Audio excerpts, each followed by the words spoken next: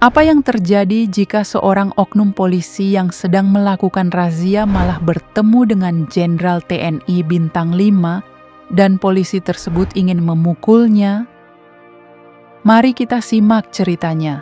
Sebelum lanjut, jangan lupa like dan subscribe ya. Malam itu, udara di desa Cilacap terasa dingin. Beberapa warung masih buka dan lampu jalan menerangi jalanan yang mulai lengang. Suara jangkrik bersahutan dari kejauhan, bercampur dengan suara televisi dari rumah-rumah yang terang. Sebagian besar penduduk sudah beristirahat, tetapi di sudut jalan, seorang pria berusia 50 tahun duduk di atas motornya, mengenakan jaket hijau khas ojek online. Wajahnya tampak tenang. Dia hanya menunggu orderan, namun tiba-tiba sebuah suara keras menggema. "Turun dari motor!" teriak seorang polisi muda berusia 30-an penuh kecurigaan. Sutarno, pria itu, melihat sekeliling, memperhatikan beberapa polisi lain yang juga sedang berdiri di sekitar, sibuk menghentikan kendaraan lain dalam razia yang mereka gelar di simpang jalan kecil desa itu. Kendaraan roda 2 dihentikan satu persatu. Para pengemudi diminta menunjukkan surat-surat mereka. Beberapa pengendara tampak ketakutan. Sebagian lainnya menghela napas panjang karena merasa ini hanya akan membuang waktu mereka. Sutarno tetap diam, mengamati situasi dengan tenang. Ia bukan tipe orang yang mudah terintimidasi, dan tentu saja ini bukan pertama kalinya ia berhadapan dengan petugas. "Di mana surat kendaraanmu?" tanya polisi itu yang bernama Rian dengan nada penuh kecurigaan. Sutarno, yang terbiasa menghadapi situasi seperti ini, menyerahkan STNK dan SIM-nya dengan gerakan santai tanpa banyak bicara, tetap menjaga ekspresi wajahnya yang datar. Rian memeriksa dokumen itu sekilas dengan gerakan kasar, seolah hendak menunjukkan superioritasnya, lalu mendengus. Bibirnya melengkung dengan nada meremehkan. "Ojek online ya? Banyak yang kayak kalian ini enggak taat aturan," katanya, menekan setiap kata dengan nada penuh ejekan. Ia melirik motor Sutarno dengan sinis, mencoba mencari alasan untuk menciptakan masalah. Namun, motor itu tampak dalam kondisi baik tanpa pelanggaran yang bisa dijadikan dalih untuk menindas. Kegelisahan samar mulai muncul di wajah Rian, meskipun ia berusaha menutupinya dengan sikap angkuh. Sutarno tetap diam, hanya menatap polisi itu dengan ekspresi datar, tidak tergesa-gesa membela diri ataupun menunjukkan tanda-tanda gelisah. Dalam ketenangan itu, ada sesuatu yang mengintimidasi, sesuatu yang membuat Rian semakin tidak nyaman. Biasanya, pengendara yang ia hadapi akan menunjukkan rasa takut, menjawab terbata-bata, atau berusaha bernegosiasi, tapi pria ini berbeda. Ia berdiri tegap, seolah tidak terusik sedikit pun oleh perlakuan kasar yang diterimanya. Rian merasa dirinya diuji, dan ia tidak suka perasaan itu. "Turun dari motor!" perintah Rian tiba-tiba, suaranya lebih keras dari sebelumnya. Ia sering bertindak semena-mena untuk mendominasi situasi. Sutarno tidak membiarkan permainan ini berjalan lebih lama. Dengan gerakan perlahan, ia turun dari motor. Langkahnya tetap tegap dan terkendali. Ia diam, tapi tatapannya tak mengisyaratkan ketakutan. Situasi di jalanan itu mulai dipenuhi ketegangan yang berkembang. Beberapa warga mulai berbisik. Sebagian mengenali wajah Sutarno meskipun ia hanya memakai jaket ojek online. Mereka yang tahu siapa dia mulai merasa cemas, sadar bahwa polisi muda itu baru saja membuat kesalahan besar. Rian belum menyadarinya, tetapi ia semakin menggali kuburnya sendiri dengan setiap tindakan yang ia lakukan. Ketegangan di udara semakin pekat, seperti badai yang bersiap untuk meledak kapan saja. Rian, yang merasa perlu menunjukkan kekuasaannya, mengangkat tangan, bersiap untuk memukul. Ia merasa harus memberi pelajaran pada pria ini, mengajarkan bahwa di jalan ini ia yang berkuasa. Sejumlah warga menahan napas, sebagian mencoba menghentikan, tetapi takut akan konsekuensinya. Seorang pria tua menggenggam bahu anaknya, seakan ingin memastikan bocah itu tidak melihat sesuatu yang buruk. Beberapa wanita menutup mulut mereka, cemas dengan apa yang akan terjadi.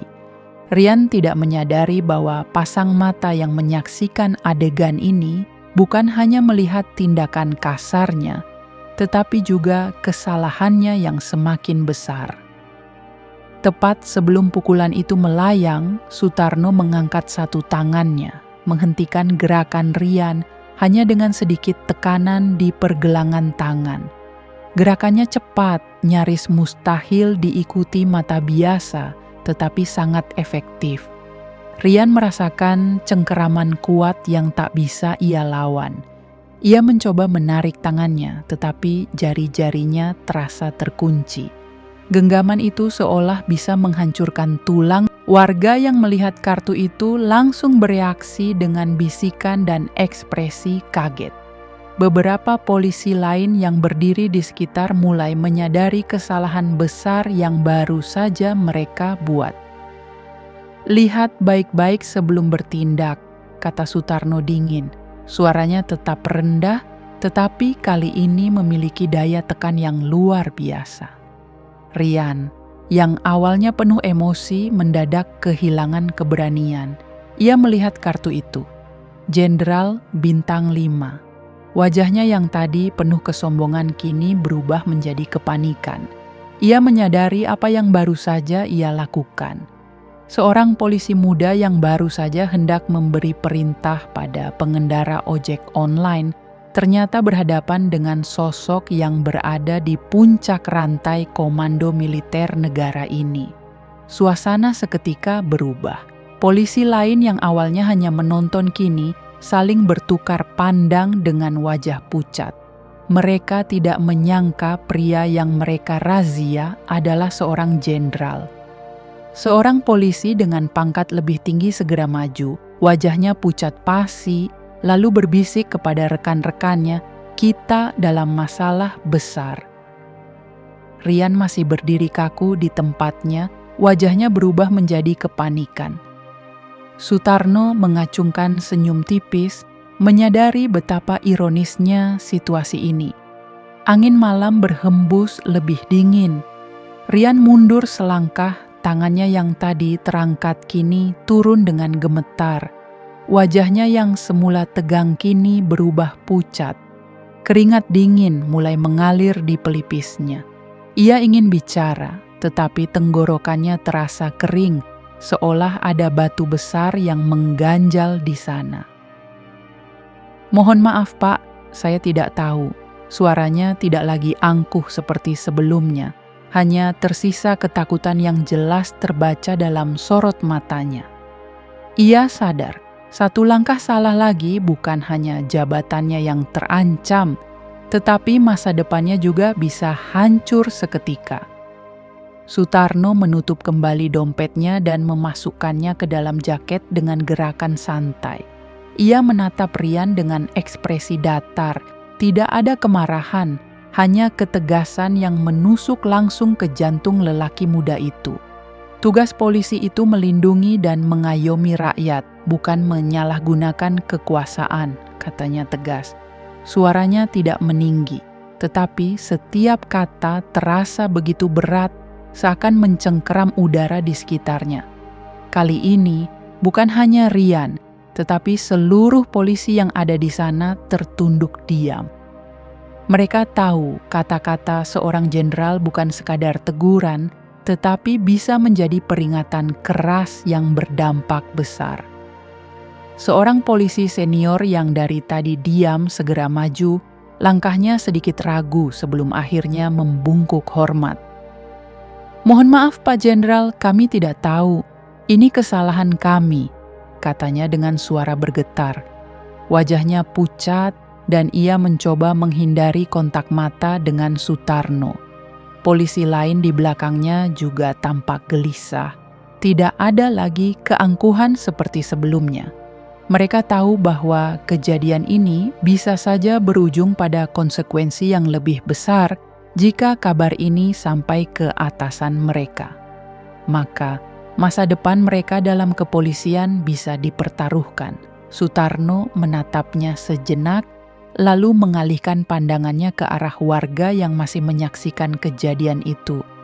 Beberapa dari mereka menatap penuh rasa hormat, sementara yang lain tampak lega, mengetahui bahwa masih ada sosok yang bisa menegakkan keadilan di tengah kesewenang-wenangan aparat. "Jangan takut kepada mereka yang seharusnya melindungi kalian. Negara ini tidak butuh aparat yang semena-mena," katanya dengan suara lantang. Ucapannya menggema di tengah sunyi malam, menciptakan suasana yang begitu kuat. Warga yang mendengarnya saling bertukar pandang. Beberapa dari mereka mengangguk setuju. Mereka menyadari bahwa malam ini mereka menyaksikan sesuatu yang jarang terjadi. Sebuah momen di mana kebenaran menang melawan kesewenang-wenangan. Tanpa berkata apa-apa lagi, Sutarno mengenakan kembali helmnya dan melangkah ke motornya. Ia mengakhiri situasi dengan tenang, tak ada suara berlebihan, tak ada gerakan tergesa-gesa. Malam itu, pelajaran berharga tertanam di benak mereka semua, bahwa tidak semua orang yang tampak biasa bisa diremehkan, dan kekuasaan sejati bukan berasal dari pangkat, tetapi dari integritas dan kehormatan.